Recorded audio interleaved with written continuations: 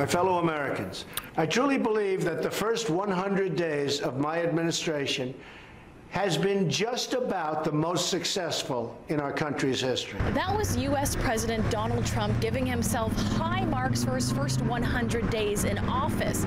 Political pundits and academics here on this side of the border, however, not so generous in their grading. Americans and Canadians alike now settling in for a term of turmoil south of the border. Trump's tumultuous 100 days, a presidency that's made a lot of noise, even here in Toronto. In one way, the divisive president has united Canadians, whether it be the thousands who attended the Women's March at Queen's Park, or the hundreds standing up for science and climate change last week. I think he's a very polarizing figure, so the people that believe him will believe in him in spite of people telling him a liar.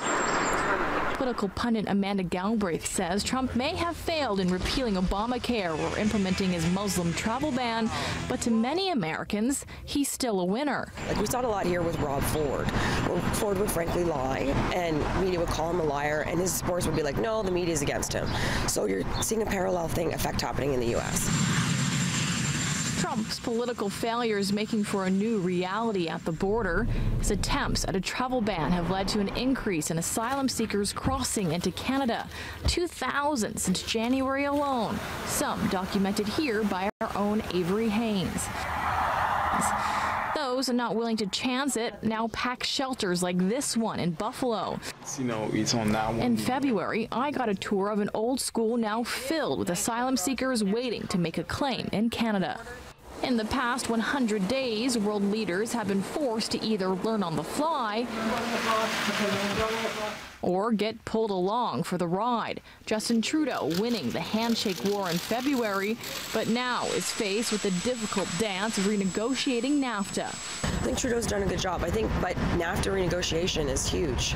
It's a huge effect for us. It's a huge effect for the United States. So how we two-step around that while still, I think, Trudeau keeping people happy in Canada is going to be a challenge. Trump himself, of course, in grading his first 100 days, says that he achieved more in his first 100 days than any other president.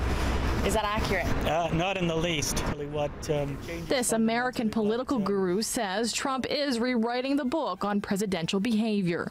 We haven't seen a president this lacking in knowledge of the way the American government actually operates since Warren Harding in the 1920s. This afternoon, Donald Trump took to Twitter to defend his presidency. In the tweet, he slammed the mainstream media, saying not only is he behind 28 legislative signings, but also stronger borders and optimism. Amanda Ferguson, City News.